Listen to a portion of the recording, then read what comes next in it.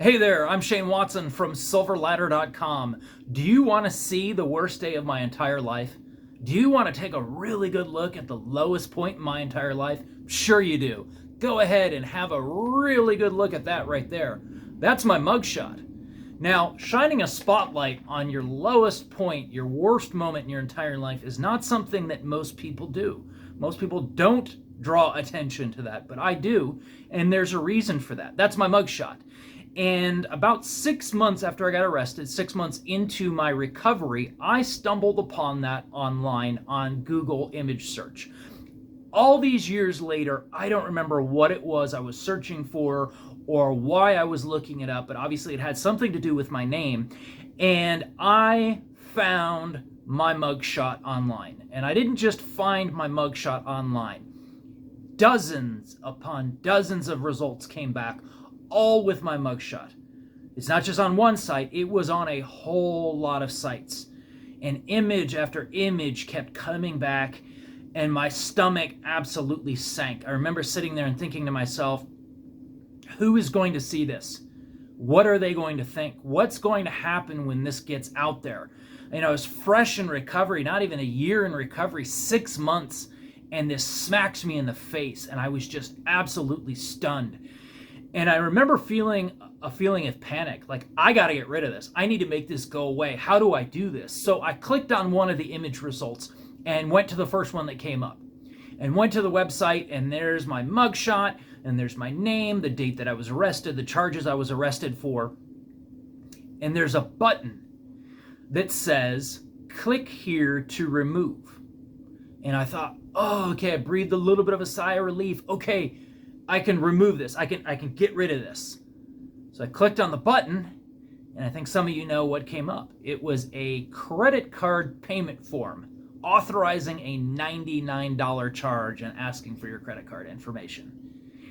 And immediately I recognized what the scam was here. And I thought, you know what? I'm going to see the same thing on every one of these other websites, these mugshot sites. But just out of curiosity, on the offhand chance it was different, I went to the second one, the third, fourth, etc., and it was all the same thing.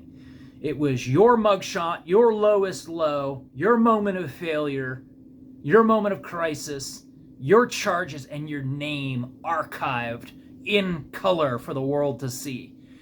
And the reason that this all showed up in the first place is in Maricopa County here in Arizona, where I live. When you get arrested, your mugshot gets published online through the Maricopa County Sheriff's Office website. Doesn't matter that you're pre-trial. Doesn't matter that you've been convicted. It's up there for the world to see. Well, that's one thing. But what's another thing entirely is that somebody clearly designed a script, a bot, that crawls these law enforcement websites, grabs people's mugshots and their info, and replicates those on dozens, potentially hundreds of websites.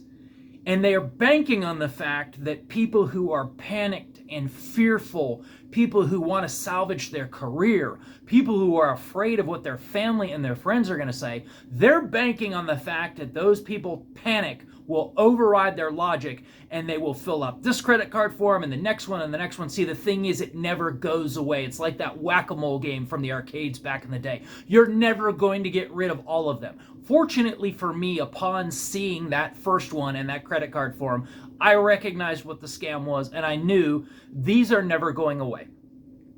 So I took a deep breath and I thought to myself, I have two choices. I have two choices, and that's it. And they're very clear. Choice number one is I can give this mugshot power over me for the rest of my life. I can do everything in my power to try to hide it, to run from it, to fear it. I can worry constantly about who's going to see it. What are they going to say? How is this going to impact my life and my future prospects? And I can give it that power. Choice number two is I can choose to intentionally not give it that power. I can take that power back. And I can take that mugshot, and instead of hiding from it and running from it and fearing it, I could show it to everybody out there in the world. Shine a spotlight on it and say, hey, look at this. I'm not this guy anymore. And use it as a form of accountability. use it as a way to show people that recovery is possible, proving over time through my changed behavior, I'm not that guy anymore. And I chose that right path. As a matter of fact, I took that image, and when I started sharing my story in schools with kids, sharing my addiction and recovery story, during the addiction portion of my story, I would show them that picture. Because kids would see me 6 months, a year and a half, 2 years into recovery, and I look like I do right now, and I talk and I carry myself like I do right now, and people would be like, this guy didn't do any of this stuff in this story. This guy didn't use any drugs. This guy didn't struggle with alcohol. And then I'd put that picture up there, and you see it. You see it in my eyes and in my face, the face of someone that's in the process of being killed by drugs and alcohol. And often when I would show that picture, there was an audible response in the auditorium, a gasp, or people going, ooh, you could hear that all the time, ooh, like that. But instantly it made it clear I was that guy. But you see, as I'm standing up there talking to them, I'm not that guy anymore. And therefore, I don't need to fear who sees that picture. And I could use it as a form of accountability to make sure that I have that fire lit under me to never go back to being that person. Because if I start to do that, and those old signs and symptoms start to show up, people will then have it on their radar what to look for. It looks like this. I'll turn it upside down, as a matter of fact. That's actually sometimes how I felt more often than not. Well, about a year later, a year after my arrest, a year after I got sober, I ended up taking a picture of myself on my 1-year sober date. And I took a picture of myself because I had exercised and dieted my way back down from a bloated alcoholic 215 pounds to a much healthier, appropriate for my frame size and my height, 170 pounds. So I took a picture of myself on that day, and I did a side-by-side with my mugshot, because I wanted to see what the physical differences were. I was just looking at the weight loss. And so I put it side by side in Photoshop, and you can obviously see the weight difference. This is just 1 year later, from 215 to 170. But the next thing that struck me was the look in my eyes, the difference in my expression between those two pictures. Going from having no life and no hope, there's a little bit of a spark there. I didn't quite have the smile yet, but you could see that there was some energy starting to come back a year later. So I saw that picture and I thought, this is kind of an interesting juxtaposition. So I took that picture and I got on Reddit, and I got on the Stop Drinking subreddit, and I got on some of the recovery Redditors and recovery subreddit and some other recovery related ones. And I shared that picture with a write-up of my addiction and recovery story. And, there were some responses to it. There were some comments. I figured, if this helps one person, if this reaches one person who's struggling or tempted or doubting, and it benefits them in some way, it's worth it. Well, it got a little bit of a response, but not much, but still, it was worthwhile. I figured, if it helps somebody, it helps somebody. Fast forward a few years later, I start getting emails. I start getting DMs on Facebook and Instagram from complete strangers thanking me for sharing my recovery progress photos. And I'm thinking, oh, are these people that are just now noticing that years old Reddit thread? But then it became apparent to me what was going on, because I had friends that posted on my Facebook wall links to some articles that were based around people's transformations when they quit drinking alcohol or they quit using drugs.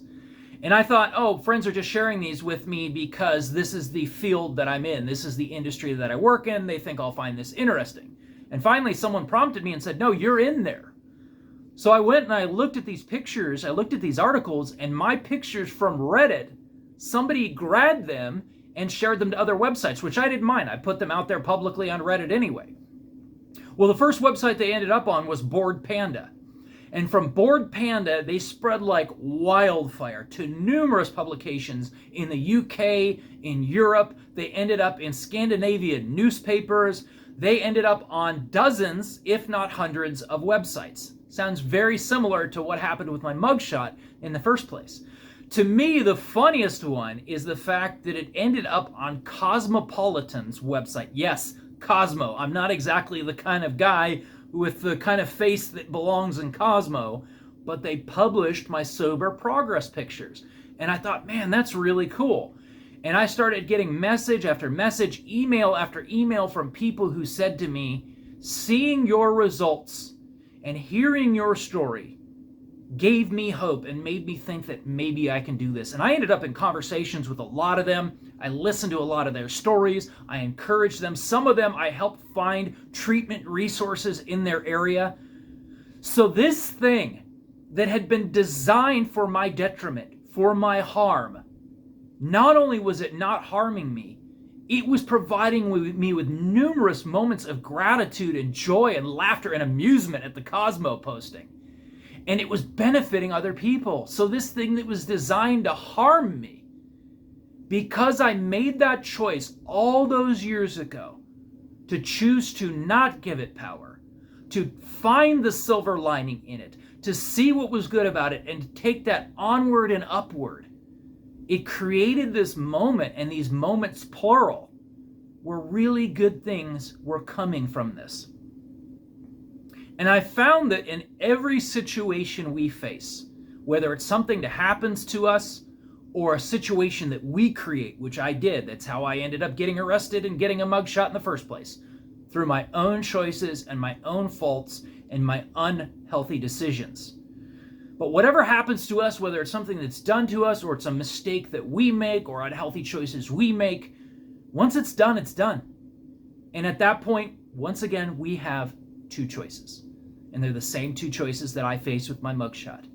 We give it power, we fear it, we let it control us, or we take the power and the control back, we harness it, we say, where is the silver lining? And we take it onward and upward. What are you going to choose today? What is your choice? What choice will you make? And by the way, one little postscript before I wrap this up, an interesting little twist of fate.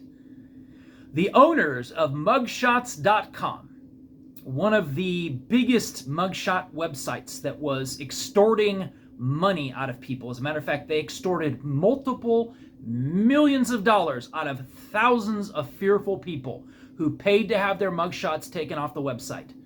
The owners of mugshots.com were arrested, I believe, in 2018 for extortion.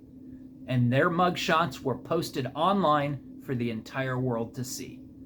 Life comes at you fast, and what goes around comes around. My name is Shane Watson from silverladder.com. I am a mental health educator and consultant. 11 and a half years in the mental health field, 12 and a half years in long-term recovery, and 11 and a half years of being a dad, a parent, a very proud dad of an amazing 11 and a half-year-old girl. Hopefully this was helpful to you, and I'll leave you one last time with today's question. What choice do you choose?